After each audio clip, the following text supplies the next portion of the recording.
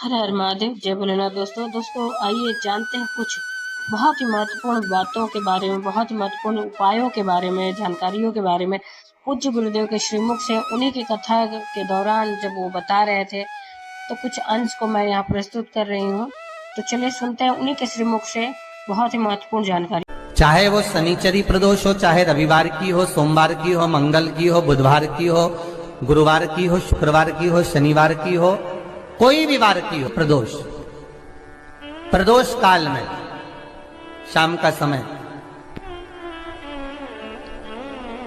सूर्य डूब रहा हो, बस डूबा ही हो, और उस समय पर केवल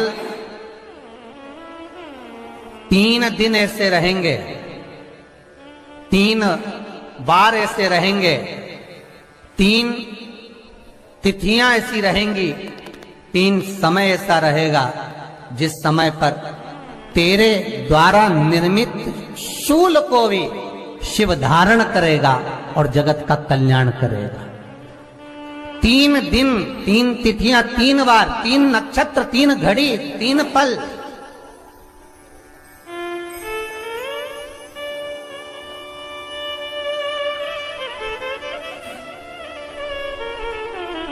जिसमें बाबा शूल भी धारण करते हैं, और शूल अकेले धारण नहीं करते महाराज। जो धतूरा होता है ना, दर्शन करें धतूरे के, कांटे कांटे सा होता है धतूरा, तो वो धतूरे के साथ में बाबा शूल धारण करते हैं, बेलपत्री के शूल को। ये बहुत बहुत आनंदमय कथा है महाराज जी। जिसके जीवन में हमेशा कांटे ही मिले हैं। बेटी बड़ी हुई तो घर में मायके में दुख देखा, और मायके से गई ससुराल में तो ससुराल में दुख देखा। ससुराल में भी दुख देखने के बाद में भी पति को बहुत कुछ काम खुलवाया, बहुत धंधे खुलवाए, नौकरी लगवाई, पर वो पति बार बार छोड़ कर आ गया, बार बार तकलीफ भोग रहा है, बार बार कष्ट भोग रहा है। फिर थोड़े दिन काम करता है, थोड़े दिन छूट जाता है, फिर व्यापार में बढ़ता है, फिर छूट जाता है, फिर कोई दुकान खुलवाई, थोड़े दिन अच्छी चली, फिर वापस वहीं घर पर आकर बैठ गया। अर्थात उसके जीवन में वो शूलता चल रही है। तो बाबा देवाधिदेव महादेव कहते हैं, ये 3 घड़ी, 3 पल, 3 नक्षत्र, 3 समय, 3 दिन में जो शूल मुझे समर्पित करता है, उसके जीवन से मैं शूल हटा देता हूं। वो 3 दिन लिखे स्कंद पुराण।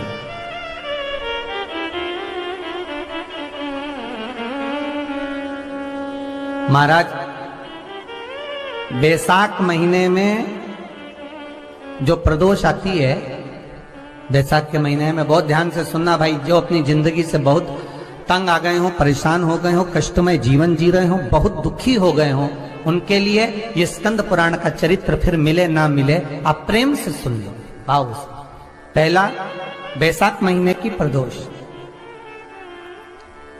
चाहे वो शनिचरी प्रदोष हो, चाहे रविवार की हो, सोमवार की हो, मंगल की हो, बुधवार की हो, गुरुवार की हो, शुक्रवार की हो, शनिवार की हो, कोई भी वार की हो, पर बैसाख महीने की प्रदोष, प्रदोष काल में शाम का समय सूर्य डूब रहा हो, बस डूबा ही हो, और उस समय पर सूर्य के डूबन के तुरंत बाद बाबा को धतूरे के साथ में बेलपत्री ना चढ़ाते हुए, बेलपत्री के वृक्ष के 7 कांटे बाबा के शिवलिंग पर समर्पित करे जाते हैं महाराज, अपनी जिंदगी में अड़चनों को हटाने के लिए। फिर आप जिस व्यापार में उतरे, जिस व्यवसाय में उतरे, जिस नौकरी में उतरे, आप दिल से करें, आपको तरक्की मिलेगी। आप हार नहीं सकते, नीचे नहीं आ सकते, उन्नति पर ही चढ़ेंगे। एक वैशाख मास की प्रदोष। दूसरा, शिवरात्रि के दिन मध्याह्न का समय महाराज, जो बड़ी शिवरात्रि होती है माघ की, बड़ी शिवरात्रि के अंतर्गत मध्याह्न का समय, दोपहर के ठीक 12 बजे, चाहे फिर वो कोई भी दिन हो महाराज, शिवरात्रि जिस दिन पड़ रही हो,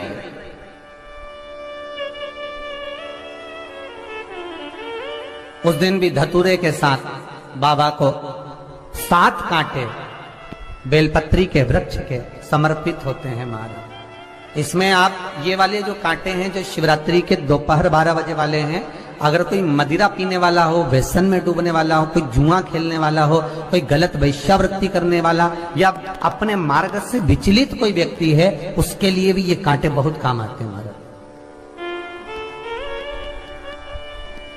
दूसरा, पार्वती तेरे द्वारा तेरे नयन अश्रु से जो प्रगटा हुआ बेल का वृक्ष है, द्वितीय शूल मैं वहां धारण करता हूं, तृतीय शूल, तीसरा शूल जो वर्णन करा गया महाराज। भगवान श्रावण के महीने में जो भी दूसरा सोमवार पड़े, जो भी पड़े श्रावण के महीने का दूसरा सोमवार, आप सबको पहले भी श्रावण के महीने में जो कथा कही उसका व्याख्यान वर्णन करा कि श्रावण का महीने का महत्व क्या है, वो भी आपको ऑनलाइन कथा में आप लोग सुन चुके हैं। लाइव कथा में श्रावण का पूरा महत्व बताया था कि श्रावण के महीने में शंकर भगवान को पूरा लेखा जोखा का भार प्रदान किया गया था। दूसरा सोमवार, श्रावण के महीने का जो दूसरा सोमवार होता है, उस दूसरे सोमवार में रात्रि के समय पर, अर्थात शास्त्र अब घड़ी और पल का स्मरण करेंगे तो रात्रि के बजेंगे 10 से 12 बजे, महाराज 10 से 12 के बीच में धतूरे के साथ बाबा को शूल समर्पित होता है महाराज। ये भी हमारी बाधाओं को, हमारी तकलीफों को, व्यापार व्यवसाय के लिए, नौकरी सर्विस के लिए, बहुत सारे एग्जाम में आप बैठ लिए, गवर्नमेंट एग्जाम के लिए बैठ लिए, नहीं हो रहा, ये 3 बार मेरे शंकर को बेलपत्री के वृक्ष के शूल समर्पित होते हैं, उसका आनंद पाना। मेरी जीजियों, 2 चीजें बड़ा स्मरण में रखिएगा। एक, बैसाख महीने में मट्टी के पात्र का जल, अभी अभी क्या चल रहा है, फागुन, अभी क्या चल रहा है, फागुन। जब बैसाख का महीना आए ना,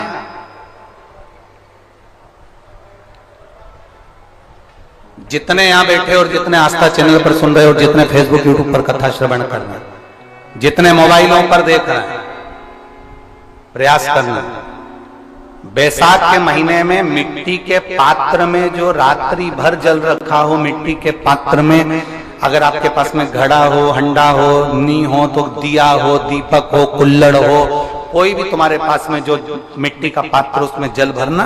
वो जल बैसाख के महीने की किसी भी सोमवार के दिन, किसी भी सोमवार के दिन, बैसाख महीने या किसी प्रदोष के दिन या बैसाख महीने के शिवरात्रि के दिन, वो मिट्टी के पात्र का जल अपने घर के प्रत्येक व्यक्ति का स्पर्श कराकर उस मिट्टी के पात्र के जल को तांबे के पात्र में डाल लीजिए और घर के प्रत्येक व्यक्ति का स्पर्श करा लीजिए और शंकर भगवान पर कुंदकेश्वर महादेव के नाम से समर्पित करिए। कुंदकेश्वर महादेव, कभी जीवन में पीछे पलट कर देखने की जरूरत नहीं पड़ेगी, आप उन्नति की सीढ़ी की ओर बढ़ते चले जाओगे। बैसाख महीने में मट्टी के पात्र का जल भगवान शंकर को समर्पित होना चाहिए, उसका सुख हमारे जीवन को एक आनंद फल प्रदान। जैसे कहते हैं ना, कोई अच्छा मिले ना मिले, धन मिलने से कोई भाग्यशाली नहीं होता। प्रदोष का दिन आएगा तो हम भगवान शंकर को प्रदोष के समय में, शाम के समय पर हम बेलपत्र, शमी पत्र, चावल समर्पित करेंगे। आप तो प्रयास करा करें, कभी अगर मौका मिल जाए तो प्रदोष काल में, प्रदोष के समय पर एकांतेश्वर शिवलिंग मिल जाए, कहीं एकांत में कोई शंकर भगवान का शिवलिंग मिल जाए, एक बेलपत्र लो, उसके ऊपर एक शमी पत्र रख लो, एक चावल का दाना रख लो, अपने मन की बात बाबा से कहकर श्री शिवाय नमस्तुभ्यं बोलकर शंकर भगवान की अशोक सुंदरी वाली जगह पर स्पर्श कराकर वही शमी पत्र, वही अक्षत का दाना, वही बेलपत्र शंकर भगवान के शिवलिंग पर उसको समर्पित कर दो। समर्पित करते समय ये जो डंडी का मुख है, ये जहां जलाधारी होती है, पानी बहता है, उस ओर डंडी का मुख होना चाहिए। जिधर पानी बह रहा है उधर से करो।